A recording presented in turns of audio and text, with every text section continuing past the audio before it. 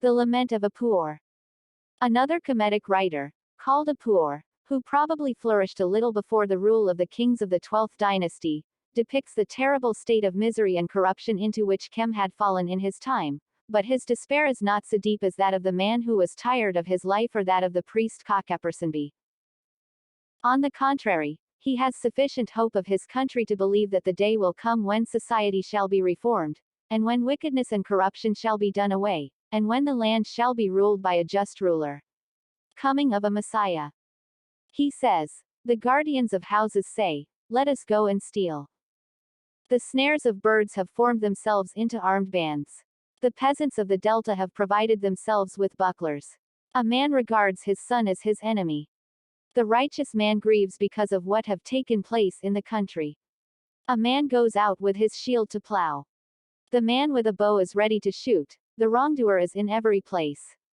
The inundation of the Nile comes, yet no one goes out to plow. Poor men have gotten costly goods, and the man who is unable to make his own sandals is a possessor of wealth. The hearts of slaves are sad, and the nobles no longer participate in the rejoicings of their people. Men's hearts are violent, there is plague everywhere, blood is in every place, death is common, and the mummy wrappings call to people before they are used. Multitudes are buried in the river, the stream is a tomb, and the place of mummification is a canal. The gentle folk weep, the simple folk are glad, and the people of every town say, come, let us blot out these who have power and possessions among us. Men resemble the mud birds, filth is everywhere, and everyone is clad in dirty garments. The land spins round like the wheel of the potter. The robber is a rich man, and the rich man is a robber. The poor man groans and says, this is calamity indeed, but what can I do? The river is blood, and men drink it, they cease to be men who thirst for water. Gates and their buildings are consumed with fire, yet the palace is stable and nourishing. The boats of the peoples of the south have failed to arrive, the towns are destroyed, and Upper Kem is desert. The crocodiles are sated with their prey, for men willingly go to them. The desert covered the land, the gnomes are destroyed, and there are foreign troops in Kem. People come here from everywhere, there are no Kemites left in the land. On the necks of the women slaves hang ornaments of gold, lapis lazuli, silver, turquoise, carnelian, bronze, and stone. There is healthy food everywhere, and yet mistresses of houses say, would that we had something to eat. The skilled masons who build pyramids have become hinds on farms, and those who tended the boat of the god are yoked together in plowing. Men do not go on voyages to Kepuna Byblos in Syria today. What shall we do for cedar wood for our mummies, in coffins of which priests are buried, and with the oil of which men are embalmed? They come no longer. There is no gold, the handicrafts languish. What is the good of a treasury if we have nothing to put in it?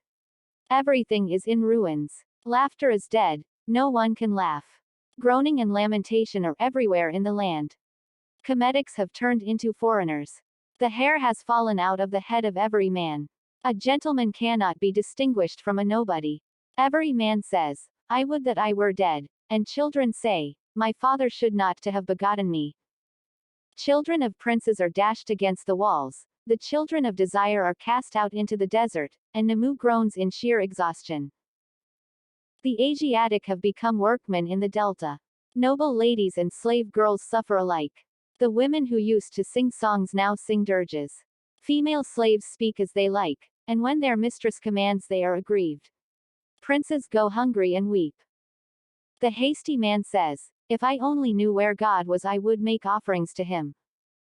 The hearts of the flocks weep, and the cattle groan because of the condition of the land. A man strikes his own brother. What is to be done? The roads are watched by robbers, who hide in the bushes until a benighted traveler comes, when they rob him. They seize his goods and beat him to death with cudgels. Would that the human race might perish, and there be no more conceiving or bringing to the birth. If only the earth could be quiet, and revolts cease. Men eat herbs and drink water, and there is no food for the birds, and even the swill is taken from the mouths of the swine. There is no grain anywhere, and people lack clothes, lubricants, and oil. Every man says, there is none. The storehouse is destroyed, and its keeper lies prone on the ground. The documents have been filched from their august chambers, and the shrine is desecrated. Words of power are unraveled, and spells made powerless. The public offices are broken open and their documents stolen, and serfs have become their own masters.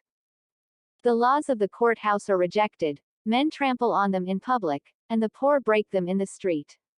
Things are now done that have never been done before, for a party of miserable men have removed the king. The secrets of the kings of the south and of the north have been revealed. The man who could not make a coffin for himself have a large tomb.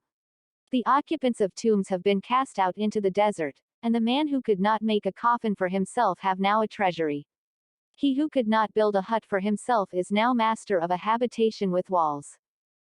The rich man spends his night athirst, and he who begged for the leavings in the pots have now brimming bowls. Men who had fine clothing are now in rags, and he who never wore a garment at all now dresses in fine linen. The poor have become rich, and the rich poor. Noble ladies sell their children for beds. Those who once had beds now sleep on the ground. Noble ladies go hungry, while butchers are sated with what was once prepared for them. A man is slain by his brother's side, and that brother flees to save his own life.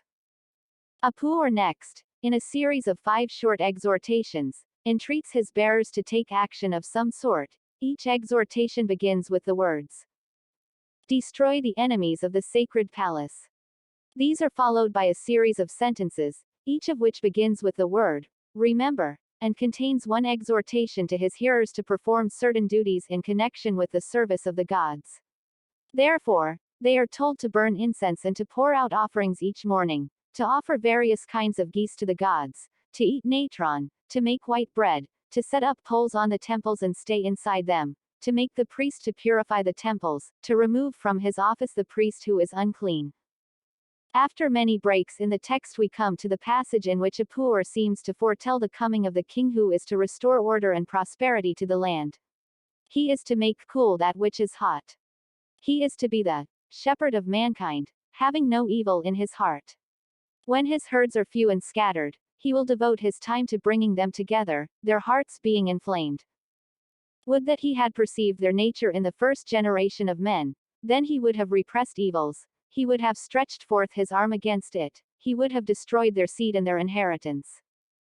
A fighter goes forth, that he may destroy the wrongs that have been wrought.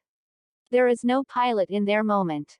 Where is he today? Is he sleeping? Behold, his might is not seen.